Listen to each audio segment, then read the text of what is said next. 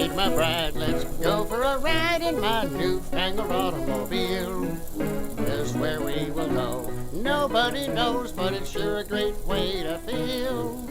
Behind the wheel of the speed meter steel, it's my newfangled automobile. Hello and welcome to Vintage Car History. I'm Wild Bill.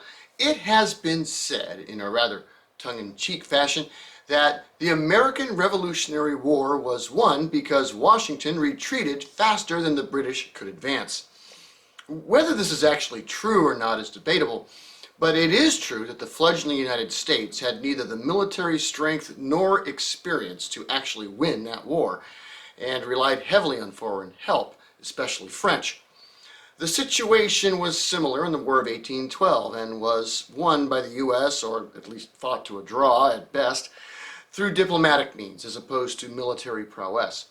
So it's fair to say that Americans, as a general rule, like to root for the underdog. And one of the great American underdogs was a man whose name is still well known around the world, a man who made and lost fortunes, David Dunbar Buick. Unlike most Americans, David Buick was born in Scotland, specifically Arbroath, in 1857. His father, Alexander, was a metal worker by trade and moved his family to Detroit, Michigan when young David was 2 years old, so as to find better paying jobs in his trade than could be found in Scotland at the time. Unfortunately, Alexander died when David was all of 5 years old, and since the family was not wealthy, young David grew up amongst much hardship. He did attend elementary school, but dropped out at age 11 to help provide for his widowed mother.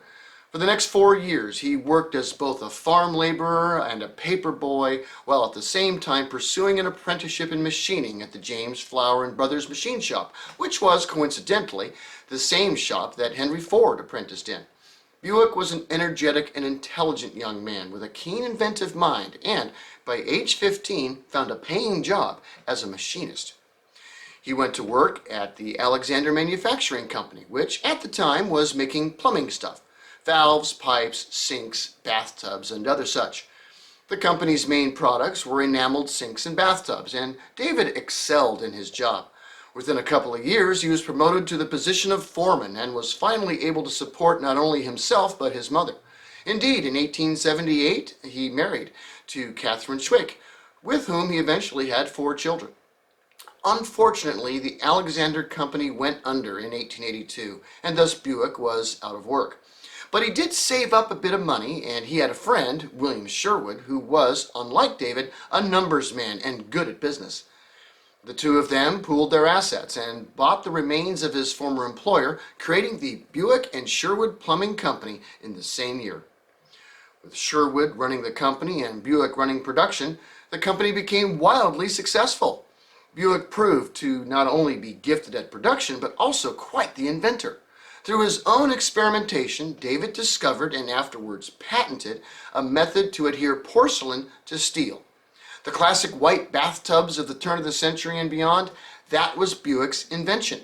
Holding a dozen plumbing patents and virtual monopoly on porcelain plumbing fixtures, both he and Sherwood became wealthy men. Now, Buick was a self-taught engineer and a bit restless, and by the mid-1890s wanted to get into engines.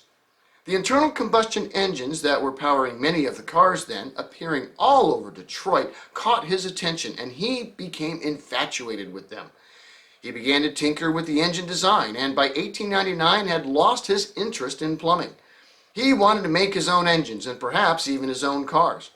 After some discussion, he and his partners sold their plumbing company, and Buick, now armed with a bag of money from the $100,000 sale, decided to create a new company.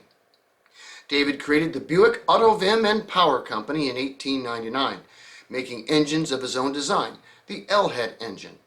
These were not specifically made to power cars, but to be either stationary or marine engines, and unfortunately, his design was not particularly successful.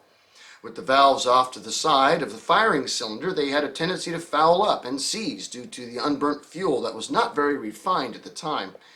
He did try to make a car with one of them in 1900, but the engine just wasn't good enough and the experiment was a failure.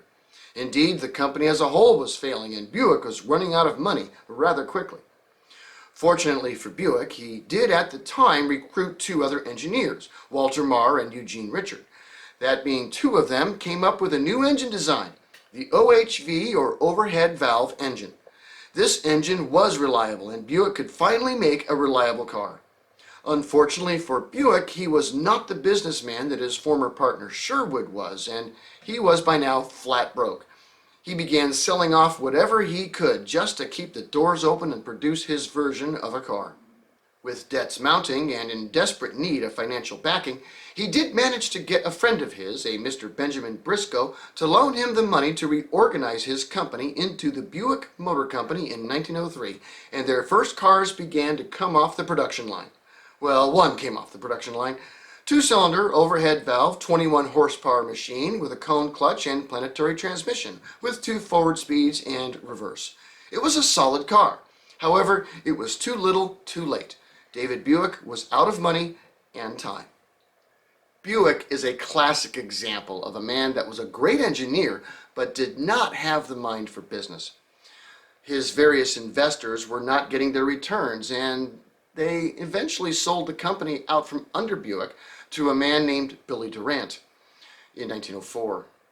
Durant in turn bought out all the shares of the company for Buick for $100,000 in 1906, which did restore Buick's fortunes, yet Buick was not able to manage this money any better and eventually died in poverty in 1929. But his name lives on, for the company that he struggled to create became, under Billy Durant, the cornerstone of what would become the biggest auto manufacturer of the 20th century, General Motors. Thanks for watching Vintage Car History, and we'll see you next week. Peace.